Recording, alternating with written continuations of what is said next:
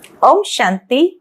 आज 18 जून 2024 के बाबा के अनमोल मधुर महावाक्य सुनेंगे। आज की बाबा की मुरली धारणा युक्त मुरली है। बाबा क्लास में जब आए तो बगीचे से मोतियों के फूल लेके आए और बाबा बच्चों को यही प्रेरणा देते हैं कि बच्चों को भी ऐसे गुणवान बनना है, खुशबूदार बनना है। तो बाबा कहे, बच्चे अवगुणों को निकालने का पूरा पुरुषार्थ करो। जिस भी गुण की कमी हो उसका पोता मेल रखो, गुणों का दान करो तो गुणवान बन जाएंगे। बहुत सुंदर विधि बाबा ने गुणवान बनने की बताई। साथ ही बाबा कहे, गुणवान बनने के लिए जो बाबा की पहली श्रीमत मिली है कि बच्चे किसी की भी देह को मत देखो, अपने को आत्मा समझो, एक बाप से सुनो, एक बाप को देखो।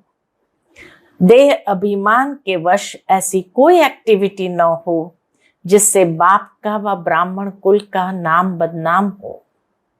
उल्टी चलन वाले गुणवान नहीं बन सकते, उन्हें कुल कलंकित कहा जाता है।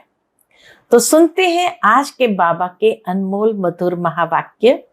ओम शांति। मीठे बच्चे, अवगुणों को निकालने का पूरा पुरुषार्थ करो। जिस गुण की कमी है उसका पोता मेल रखो, गुणों का दान करो तो गुणवान बन जाएंगे।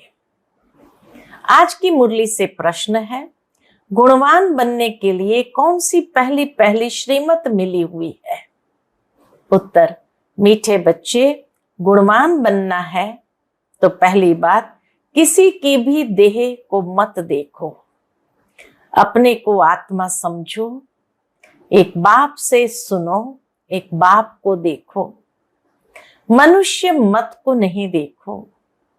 दूसरी बात, देह अभिमान के वश ऐसी कोई एक्टिविटी न हो जिससे बाप का व ब्राह्मण कुल का नाम बदनाम हो।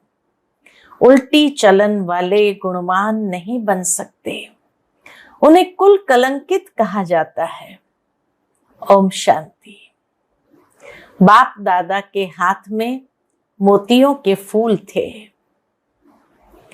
बाबा साक्षात्कार कराते हैं, ऐसा खुशबूदार फूल बनने का है।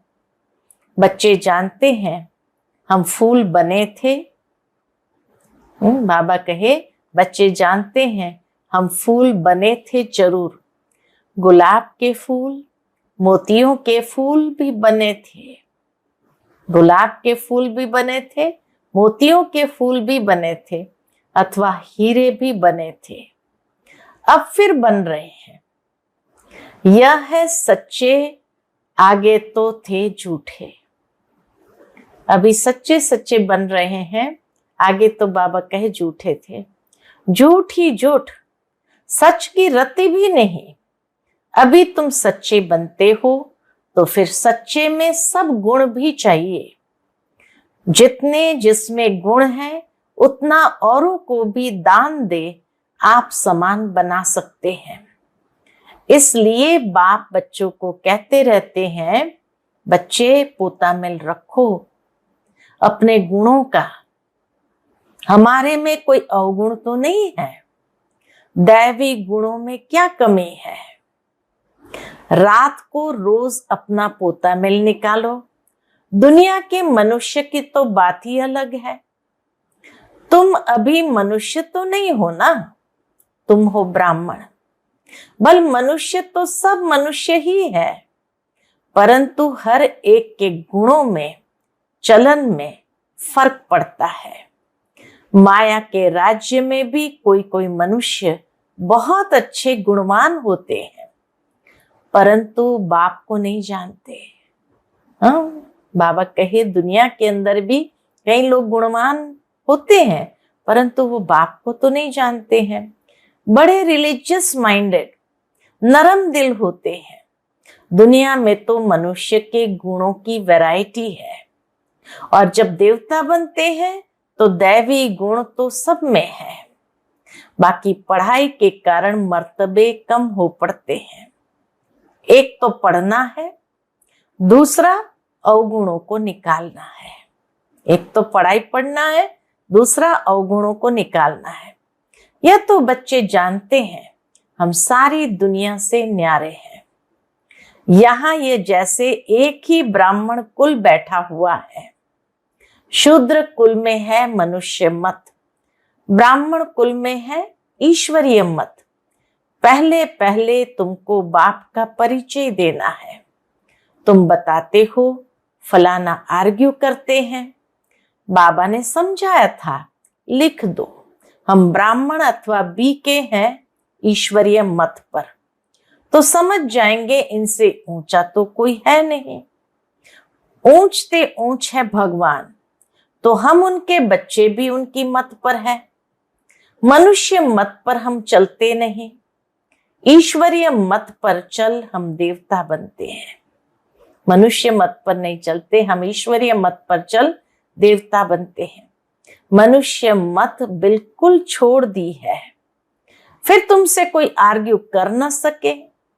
कोई कहे ये कहां से सुना, किसने सिखाया है, तुम कहेंगे हम है ईश्वरीय मत पर।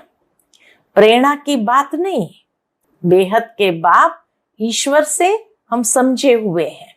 बोलो भक्ति मार्ग के शास्त्र मत पर तो हम बहुत समय चले, अब हमको मिली है ईश्वरीय मत।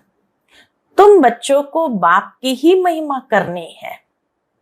पहले पहले बुद्धि में बिठाना है हम ईश्वरीय मत पर हैं, मनुष्य मत पर हम चलते नहीं, सुनते नहीं।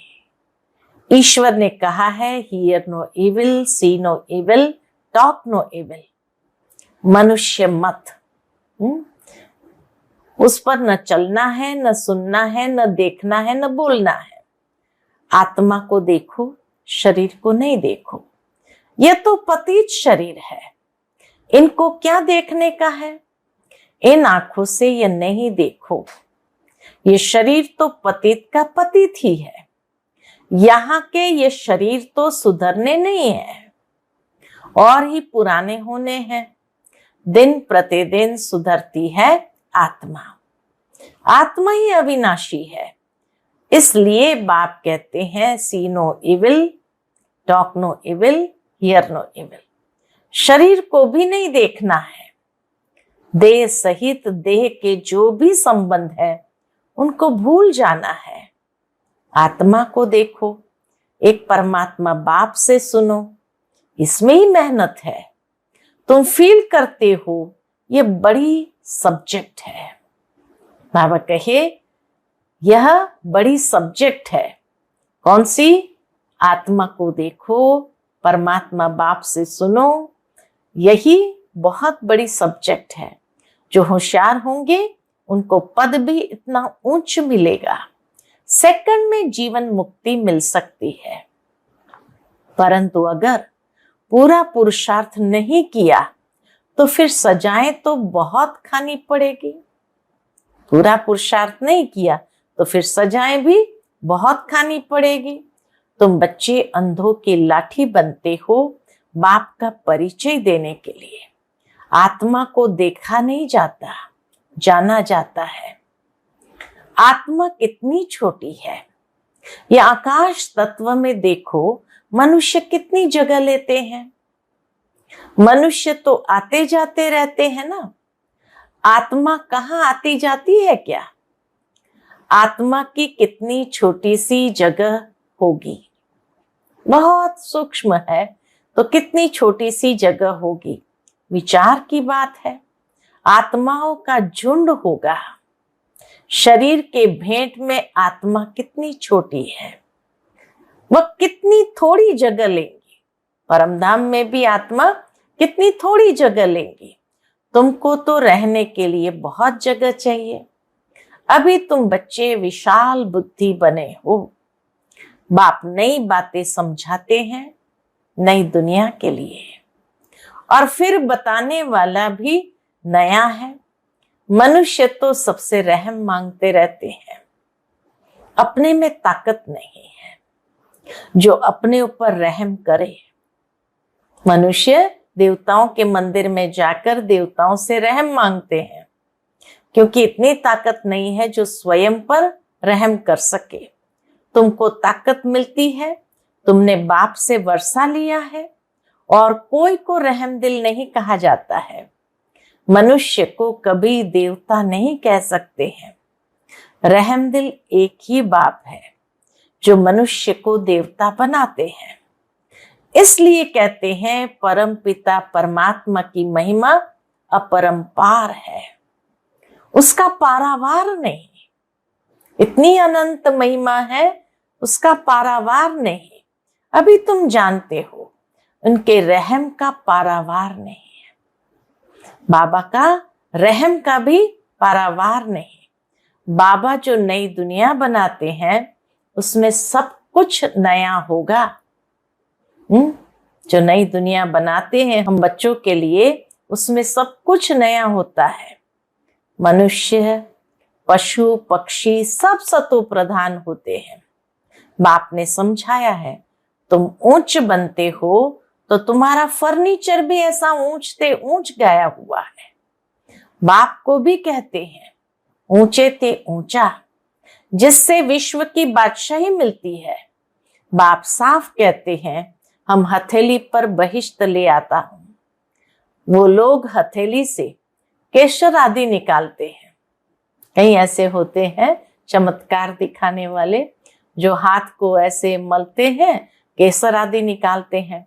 यहाँ तो पढ़ाई की बात है, यह है सच्ची पढ़ाई।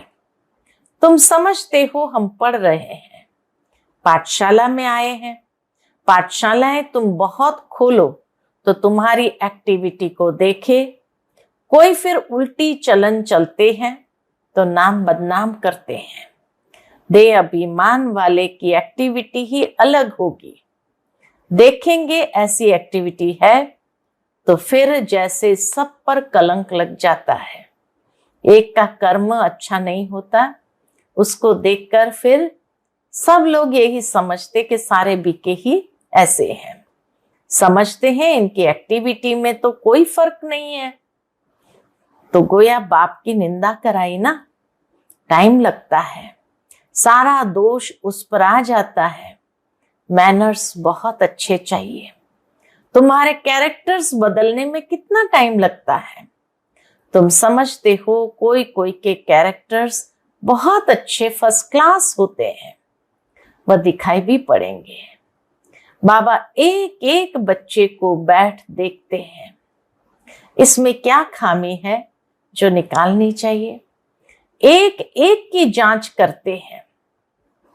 खामियां तो सब में है, तो बाप सबको देखते रहते हैं, रिजल्ट देखते रहते हैं।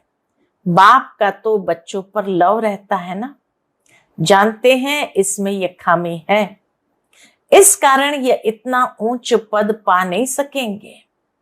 अगर खामियां नहीं निकली तो बड़ा मुश्किल है, देखने से ही मालूम पड़ जाता है। यह तो जानते हैं अभी टाइम पड़ा है। एक एक की जांच करते बाप की नजर एक एक के गुणों पर पड़ेगी। पूछेंगे तुम्हारे में कोई अवगुण तो नहीं है। बाबा बच्चों को पूछेंगे तुम्हारे में कोई अवगुण तो नहीं है। बाबा के आगे तो सच बता देते हैं। कोई कोई को देह अभिमान रहता है तो नहीं बताते हैं। बाप तो कहते रहते हैं आपे ही जो करे सो देवता। कहने से करे वो मनुष्य, जो कहने से भी ना करे तो क्या कहेंगे। बाबा कहते रहते हैं जो भी खामियां है इस जन्म की वह बाप के आगे आप ही बताओ। बाबा तो सबको कह देते हैं, खामियां सर्जन को बतानी चाहिए। कितनी धारणा युक्त बाबा की आज की मुरली है। शरीर की बीमारी नहीं, अंदर की बीमारी बतानी है। कई बच्चे समझ नहीं पाते तो शारीरिक बीमारी बताना शुरू करते। बाबा कहे वो नहीं, शिव बाबा तो अंदर की बीमारी सुनना चाहते हैं। तुम्हारे पास अंदर में क्या क्या आसुरी ख्यालात रहते हैं, तो इस पर बाबा समझाएंगे। इस हालत में तुम इतना ऊंच पद नहीं पा सकेंगे जब तक अवगुण निकले। अवगुण बहुत निंदा कराते हैं। दुनिया वाले भी अवगुण देख करके ही तो निंदा करते हैं। मनुष्य को वहम पड़ता है, भगवान इनको पढ़ाते हैं। भगवान तो नाम रूप से न्यारा है, सर्वव्यापी है, वो कैसे इनको पढ़ाएंगे? इनकी चलन कैसी है? ये तो बाप जानते हैं तुम्हारे गुण कैसे फर्स्ट क्लास होने चाहिए। अवगुण छिपा देंगे तो कोई को इतना तीर नहीं लगेगा। इसलिए जितना हो सके अपने में अवगुण जो है इनको निकालते जाओ। नोट करो, हमारे में यह खामी है तो दिल अंदर में खाएगी। घाटा पड़ता है तो दिल खाती है। व्यापारी लोग अपना खाता रोज निकालते हैं। आज कितना फायदा हुआ, रोज का खाता देखते हैं। ये बाप भी कहते हैं रोज अपनी चाल देखो, नहीं तो अपना नुकसान कर देंगे। बाप की पथ गंवा देते हैं। बाप की पथ माना इज्जत, बाप की इज्जत गंवा देंगे। गुरु की निंदा कराने वाले फिर ठौर न पाए। देह अभिमानी ठौर नहीं पा सकेंगे। इसलिए बाबा कहते हैं अभ्यास करो, स्वयं को आत्मा समझो, दूसरों को भी आत्म स्वरूप में देखो। देह अभिमानी कभी ठौर नहीं पा सकेंगे क्योंकि वो बाप की निंदा कराने वाले होते हैं। देही अभिमानी अच्छी ठौर पाएंगे। देही अभिमानी बनने के लिए ही सब पुरुषार्थ करते हैं, दिन प्रतिदिन सुधरते जाते हैं। देह अभिमान से जो कर्तव्य होते हैं उनको काटते रहना है। देह अभिमान से पाप जरूर होता है, इसलिए देही अभिमानी बनते रहो। यह तो समझ सकते हो जन्मते ही राजा कोई होता नहीं। दुनिया में भी जन्मते ही कोई राजा होता नहीं। देही अभिमानी बनने में टाइम तो लगता है ना, यह भी तुम समझते हो। अभी हमको वापस जाना है। कहाँ? घर जाना है। बाबा के पास बच्चे आते हैं, कोई 6 मास बाद आते हैं, कोई 8 मास बाद भी आते हैं। तो बाबा देखते हैं इतने समय में क्या उन्नति हुई। दिन प्रतिदिन कुछ सुधरते रहते हैं या कुछ दाल में काला है। कोई चलते चलते पढ़ाई छोड़ देते हैं। बाबा कहते हैं यह क्या? भगवान तुमको पढ़ाते हैं, भगवान भगवती बनाने, ऐसी पढ़ाई तुम छोड़ देते हो।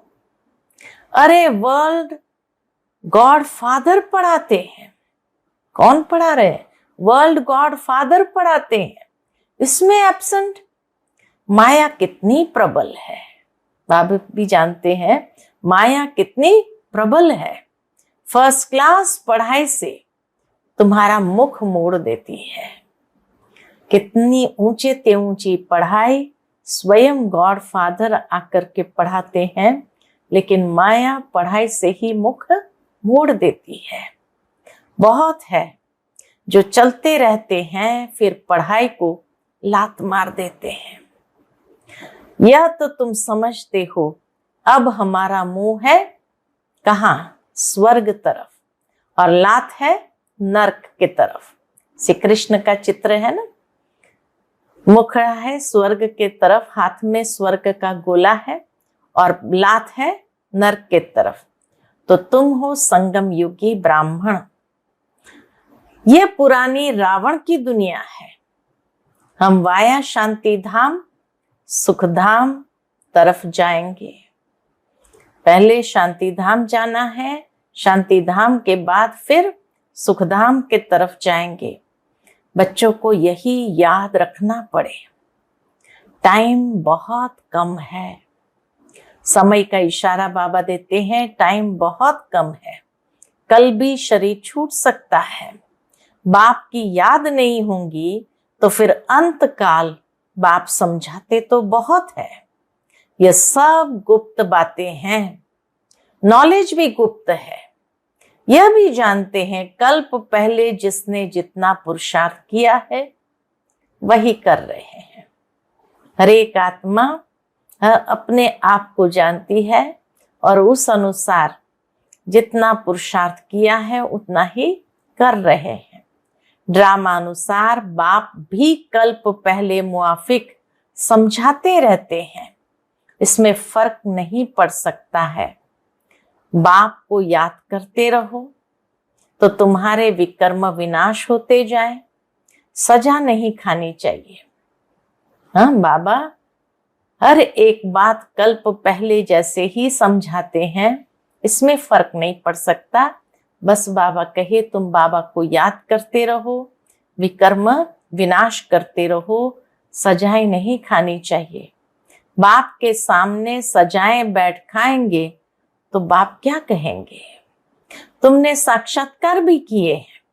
शुरू शुरू में दादियों ने जब साक्षात्कार किया तो कईयों ने सजाओं का भी साक्षात्कार किया है। उस समय माफ नहीं कर सकते। इन द्वारा बाप पढ़ाते हैं तो इनका भी साक्षात्कार होगा, ब्रह्मा बाबा का भी साक्षात्कार होगा। इन द्वारा वहां भी समझाते रहेंगे तुमने यह किया, फिर उस समय बहुत रोएंगे, चिल्लाएंगे, अफसोस भी करेंगे। बिगर साक्षात्कार सजा दे न सके, कायदा नहीं है। कहेंगे तुमको इतना पढ़ाते थे, फिर ऐसे ऐसे काम किए। तुम भी समझते हो रावण की मत पर हमने कितने पाप किए हैं, पूज्य से पुजारी बन पड़े हैं, बाप को सर्वव्यापी कहते आए।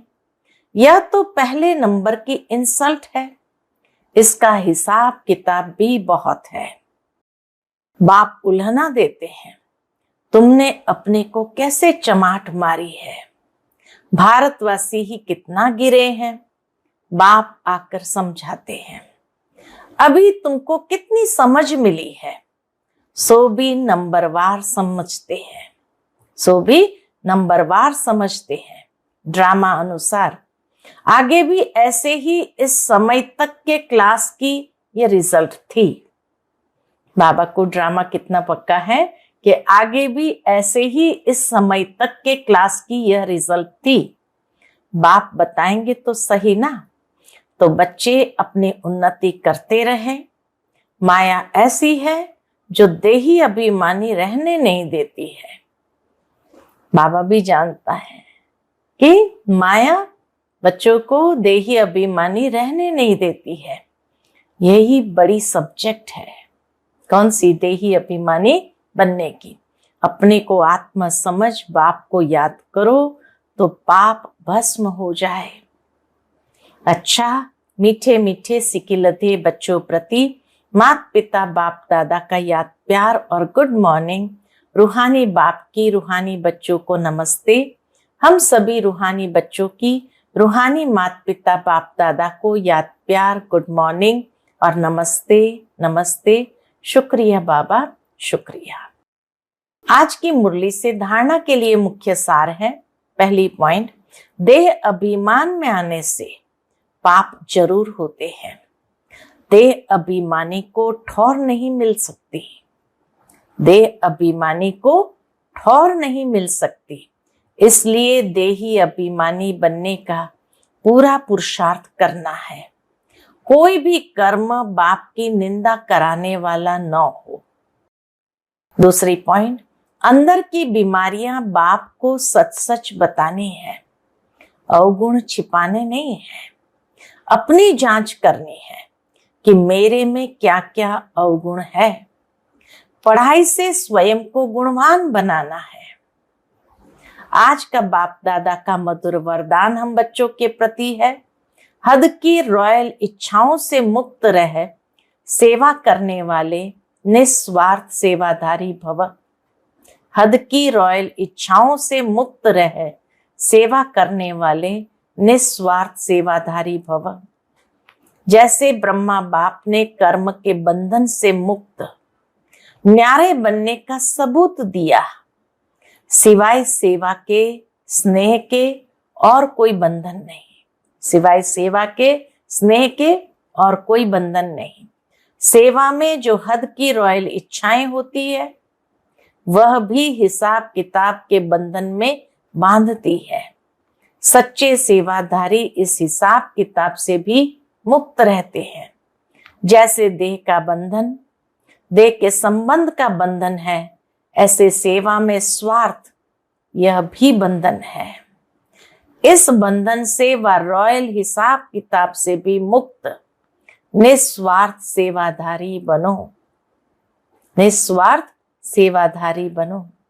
आज का स्लोगन है, वायदों को फाइल में नहीं रखो, फाइनल बनकर दिखाओ। वायदों को फाइल में नहीं रखो, फाइनल बनकर दिखाओ। बच्चे कई बार बाबा के सामने अनेक वायदे करते हैं, आज से ये करेंगे, ये नहीं करेंगे। तो बाबा देखता है कि बच्चों की वायदों की फाइल बहुत बड़ी हो गई है, लेकिन फिर मधुबन से जाते हैं, भूल जाते हैं, तो फाइनल नहीं होता, वो फाइल में ही रहता है।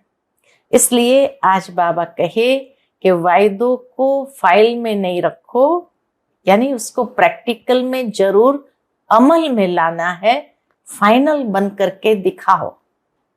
अच्छा, ओम शांति।